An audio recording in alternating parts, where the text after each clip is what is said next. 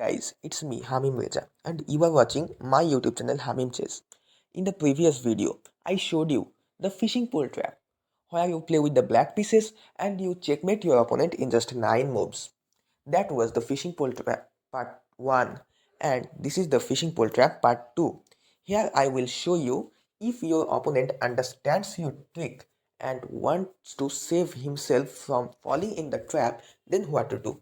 So without wasting time, let's start the video.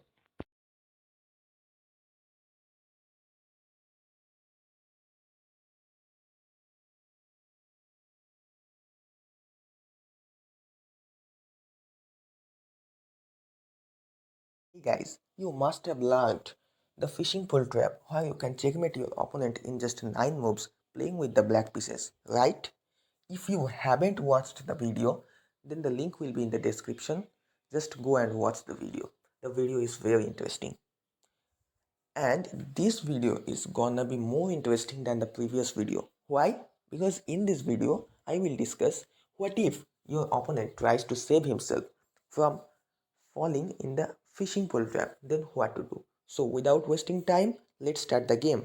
Okay, before that we have to just flip the board. Okay, your opponent starts the game with e4, e5,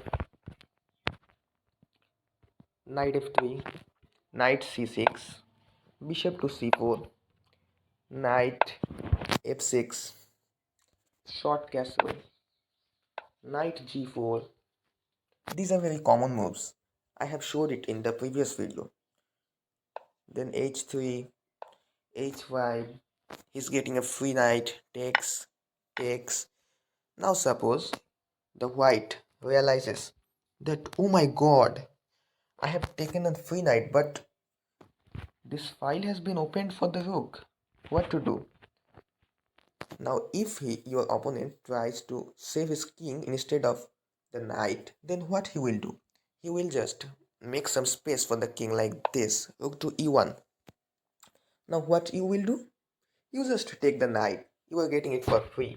Just take the knight and equalize the material.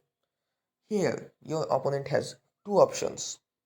He can either take this pawn with the pawn or with the queen. So in this video, we will focus on what if your opponent takes the pawn with the pawn. Okay, because if we want to discuss the whole video, then it will be very large. Okay, no problem. He takes the pawn with the pawn, and now we just give a move d6 and waiting for the bishop to come out.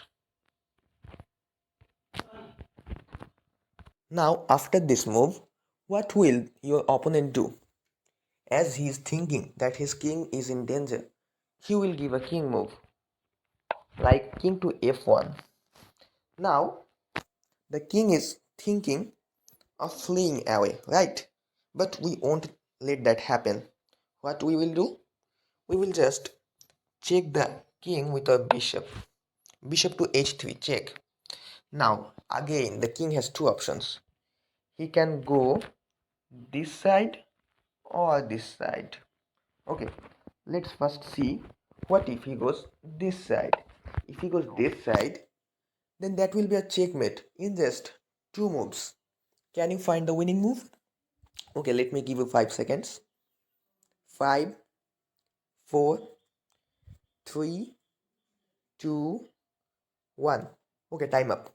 If you have found the winning move, then let me know in the comment section.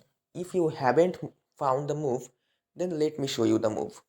That's queen to g5, check. Now the king can't go this side because this side is protected by our bishop.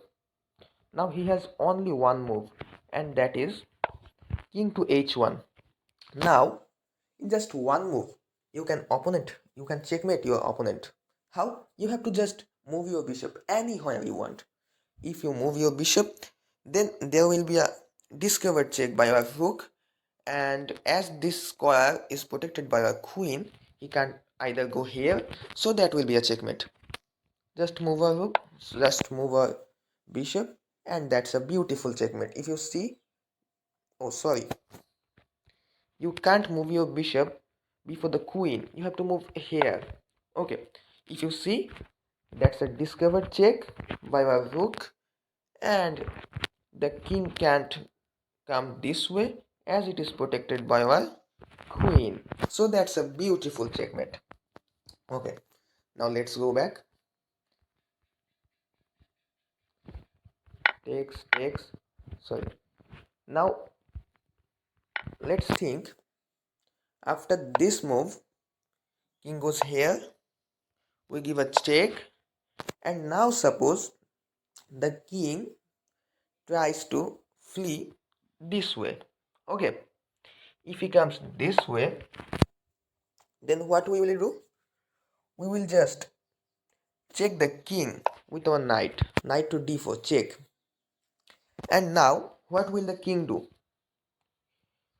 If your opponent is intelligent, then he won't come to this square, because if he comes to this square, we will give a check. So he will try to avoid checks. He will come to this square, and now we will just attack the bishop, b5, attacking the bishop with the support of the knight. Bishop goes back,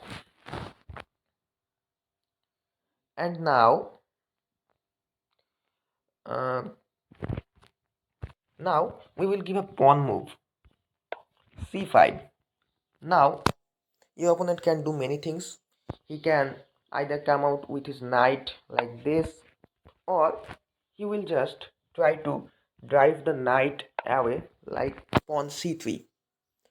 You will see most of the players doing this work, because most of the players becomes very scared when they see any of his opponent's materials very near to his kingdom or near to his king. So he will try to drive this knight away, but we don't care. We just check the king with the support of the pawn. Now the king has, if you see, the king can't go these two squares as they are protected by a knight. He has only one square, and that is here, king to e3. And now if we check the king with a queen to g5, then that will be a checkmate. Oh, that's not yet checkmate. He can defend it by the pawn, and after we captured the pawn, that is the checkmate. Because if you see, this square is protected by the pawn, this is protected by the knight, this is also protected by the knight. The king is under check, and that is protected by our queen. So the king has no move and no materials to defend the check. So that's a very beautiful checkmate.